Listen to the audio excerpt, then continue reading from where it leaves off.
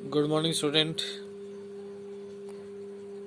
आपने पीछे का पाठ पढ़ा, उसका अध्ययन किया। आज हम अगला चैप्टर जो हरिशंकर परसाई के द्वारा लिखा गया है उसके बारे में अध्ययन करते हैं।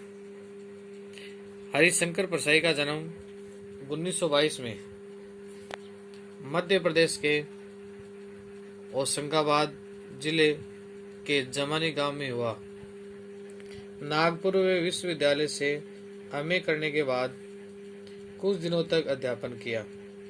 सन 1947 से स्वतंत्र लेखन करने लगे। जबलपुर में से वसुधा नामक पत्रिका निकाली, जिसके हिंदी संसार में काफी सराहना हुई। सन 1995 में उनका निधन हो गया। तो 1995 में इनका निधन हो गया। हिंदी के व्यंग्य लेखकों में उनका नाम अग्रणीय मतलब सबसे आगे गिना जाने वाला। परसाई जी की कृतियों में हंसते हैं, रोते हैं, जैसे उनके दिल फिरे कहानी संग्रह, रानी नागफनी की कहानी, तट की खोज, उपन्यास तब की बात और थी, भूत के पांव पीछे, बेईमानी की परत, पगडंडियों का जमाना, सदाचार का तावीज, शिकायत मुझे भी है, और अंत में निबंध संग्रह, वैष्णव की फिसलन, तिरछी रेखाएं, ठिठुरता व गणतंत्र, विकलांग, श्रद्धा का दौर, व्यंग्य संग्रह उल्लेखनीय है। भारतीय जीवन के पाखंड, भ्रष्टाचार, अंतर्विरोध, बेईमानी आदि पर लिखे उनके व्यंग्य लेखों ने शोषण के विरुद्ध साहित्य की भूमिका निर्वाह किया है। उनका व्यंग्य लेखन परिवर्तन की चेतना पैदा करता है। कोरे हास्य से अलग ये व्यंग्य आदर्श के पक्ष में अपनी उपस्थिति दर्ज कराता है। सामाजिक, राजनीतिक और धार्मिक पाखंड पर लिखे उनके व्यंग्यों ने व्यंग्य साहित्य के मानकों का निर्माण किया। परसाई जी की बोलचाल की भाषा में उन्होंने अपना लेखन किया, सामान्य प्रयोग किया है, किंतु संरचना के अनूठेपन के कारण उनकी भाषा की मार्ग क्षमता बहुत बढ़ जाती है। तो संरचना बनावट उनके अनूठेपन के कारण और भाषा और ज्यादा अच्छी हो गई। प्रेमचंद के फटे जूते शीर्षक। अब पाठ कौन सा है? प्रेमचंद के फटे जूते शीर्षक निबंध में परसाई जी ने प्रेमचंद के व्यक्तित्व की सादगी के साथ एक रचनाकार की अंतर्वेदी सामाजिक दृष्टि का विवेचन करते हुए आज की दिखावे की प्रकृति और अवसरवादिता पर व्यंग्य किया है। तो इसमें लेखक कहता है कि जूते अपन पहनते हैं तो अगर थोड़ा फट गया तो कोई दिक्कत नहीं, उसको घसीटते पहनते चलो, क्या दिक्कत है। लेकिन इन्होंने व्यंग्य किया है और कहा कि आजकल दिखावे की प्रवृत्ति है, एक से बढ़कर एक जूते खरीदे जा रहे हैं, और पुराने जमाने में कैसे जूतों से काम चलाते थे। तो प्रेमचंद के फटे जूते शीर्षक चैप्टर है। तो प्रेमचंद का एक चित्र मेरे सामने, लेकर क्या कहते हैं हरिशंकर परसाई जी कि प्रेमचंद का एक जीवन मेरे सामने है। पत्नी के साथ फोटो खिंचा रहे हैं। सिर पर किसी मोटे कपड़े की टोपी है, कुर्ता और धोती पहने हैं, कनपटी चिपकी है, गालों की हड्डियां उभर आई हैं, पर घनी मूछें चेहरे को हरा भरा बतलाती हैं। यह मतलब उसके चेहरे की बनावट थी। पाँव में कैनवास के जूते हैं, जिनके बंद बेतरतीब बंधे हैं, यानी अपन क्या बोलते हैं, दो डोरी होती है ना जूतों को बांधती, वो बंधे हुए हैं। लापरवाही से उपयोग करने पर बंद के सिरों पर ही लोहे की पतरी निकल जाती है और छेदों में बंद डालने में परेशानी होती है, तब बंद कैसे भी कस लिए जाते हैं।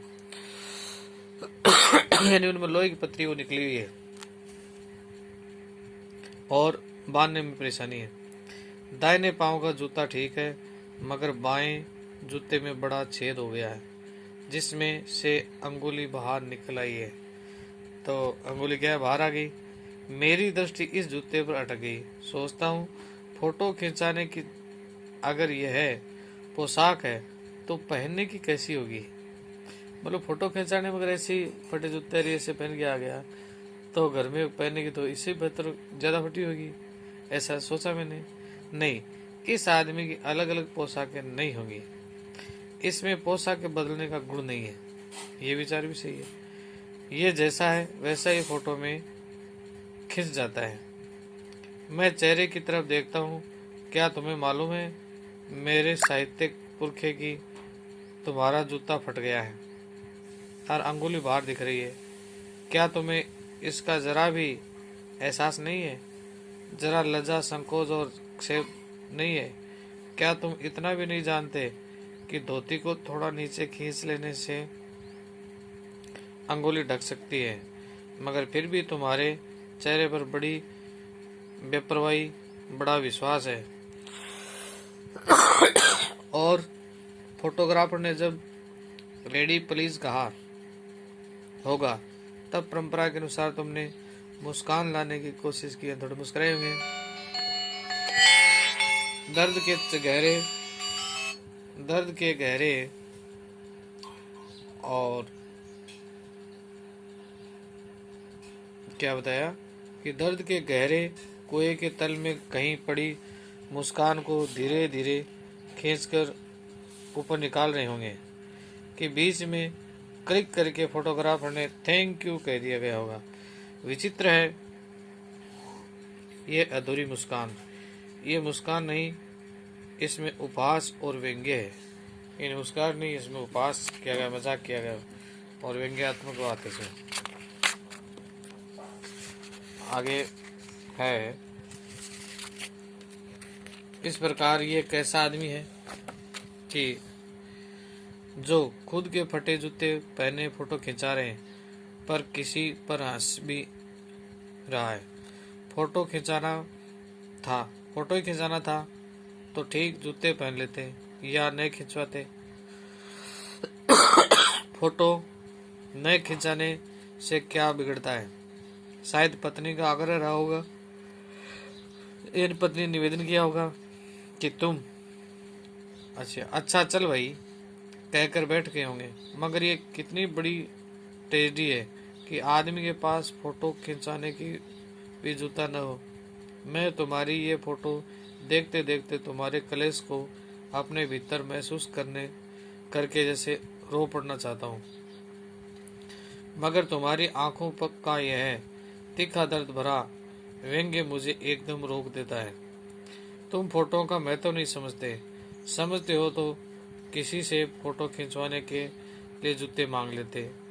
लोग तो मांगे के कोट से वर करते हैं, यानी मांग कर कोट ले जाते हैं शादी में और वो शादी में काम होता है। और मांगे की मोटर से बारात निकालते हैं। फोटो खिंचाने के लिए तो बीबी तक मांग ली जाती है। तुमसे जूते ही मांगते नहीं बने। तुम फोटो का महत्व तो नहीं जानते। लोग तो इतर चुपड़ कर फोटो खिंचाते हैं, यानी सेंट वगैरह डाल कर, जिससे फोटो में खुशबू आ जाए। गंदे से गंदे आदमी की फोटो भी खुशबू देती है। ऐसा मलिस्कार प्रभावित किया गया उसको। टोपी 8 आने में मिल जाती है और जूते उस जमाने में भी 5 रुपए से कम में क्या मिलते होंगे। जूता हमेशा टोपी से ही कीमती रहता है।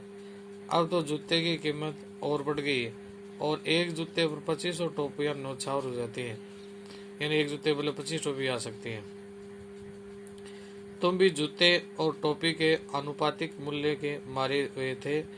यह विडंबना मुझे इतनी तीव्रता से पहले कभी नहीं चुभी जितनी आज चुभ रही है। जब मैं तुम्हारा फटा जूता देख रहा हूँ। तुम महान कथाकार, उपन्यास सम्राट, युग प्रवर्तक जाने क्या क्या कहलाते थे, मगर फोटो में भी तुम्हारा जूता फटा हुआ है। तो मेरा जूता भी कोई अच्छा नहीं है। यूं ऊपर से अच्छा दिखता है, अंगुली बाहर नहीं निकली है, पर अंगूठे के नीचे तला फट गया। अंगूठा जमीन में घिसता है और पैनी मिट्टी पर कड़ी रगड़ खाकर लहूलुहान हो जाता है।